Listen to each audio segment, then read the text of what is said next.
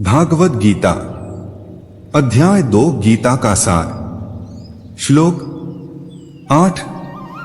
न हि प्रपश्यामि ममाप्नुद्या द्यक्षोक्मुच्छोष्णमिन्द्रियाणा अवाप्य भूमावस्पत्नमृद्ध राज्य सुराणामपि चाधिपत्यम। 8। भावार्थ, मुझे ऐसा कोई साधन नहीं दिखता जो मेरी इंद्रियों को सुखाने वाले इस शोक को दूर कर सके। स्वर्ग पर देवताओं के आधिपत्य की तरह इस धनधान्य संपन्न सारी पृथ्वी पर निष्कंटक राज्य प्राप्त करके भी मैं इस शोक को दूर नहीं कर सकूंगा।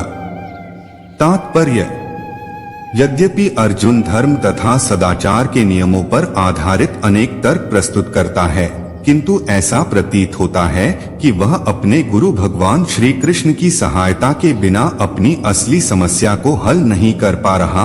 वह समझ गया था कि उसका तथाकथित ज्ञान उसकी उन समस्याओं को दूर करने में व्यर्थ है जो उसके सारे अस्तित्व शरीर को सुखाए दे रही थीं। उसे इन उलझनों को भगवान कृष्ण जैसे आध्यात्मिक गुरु की सहायता के बिना हल कर पाना असंभव लग रहा था। शैक्षिक ज्ञान, विद्वता, उच्च पद, ये सब जीवन की समस्याओं का हल करने में व्यर्थ हैं। यदि कोई इसमें सहायता कर सकता है तो वह है एकमात्र गुरु। आत्म निष्कर्ष यह निकला कि गुरु जो 100% कृष्ण भावना भावित होता है वही एकमात्र प्रामाणिक गुरु है और वही जीवन की समस्याओं को हल कर सकता है। भगवान चैतन्य ने कहा है कि जो कृष्ण भावनामृत के विज्ञान में दक्ष हो, कृष्ण तत्ववेत्ता हो, चाहे वह जिस किसी जाति का हो, वही वास्तविक गुरु है। अध्याय 2 श्लोक 9। संजय उवाच एवमुक्त्वा हृषिकेशं गुडाकेशः परन्तपः न योत्स्य इति गोविंद मुक्त्वा तूष्णी बभूव। न। भावार्थ, संजय ने कहा, इस प्रकार कहने के बाद शत्रुओं का दमन करने वाला अर्जुन कृष्ण से बोला, हे गोविंद, मैं युद्ध नहीं करूंगा, और चुप हो गया। तात्पर्य, धृतराष्ट्र को यह जानकर परम प्रसन्नता हुई होगी कि अर्जुन युद्ध न करके युद्धभूमि छोड़कर भिक्षाटन करने जा रहा है, किंतु संजय ने उसे पुनः यह कहकर निराश कर दिया कि अर्जुन अपने शत्रुओं को मारने में सक्षम है।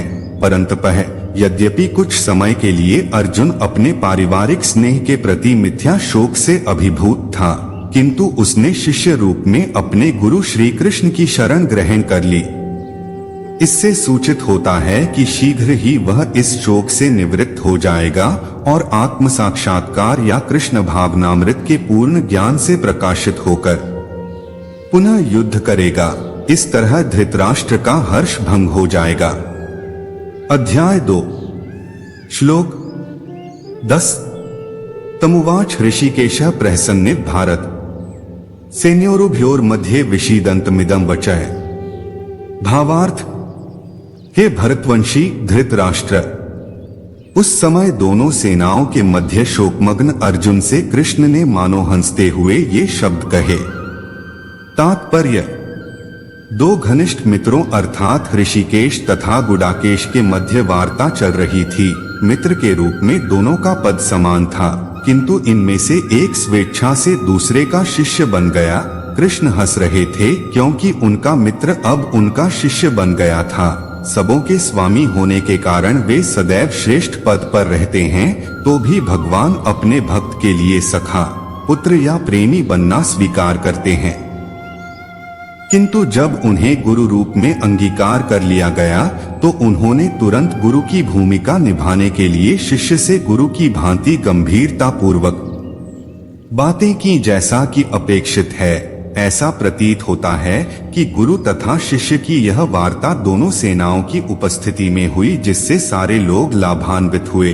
अथ भगवद गीता का संवाद किसी एक व्यक्ति, समाज या जाति के लिए नहीं अपितु सबों के लिए है और उसे सुनने के लिए शत्रु या मित्र समान रूप से अधिकारी हैं।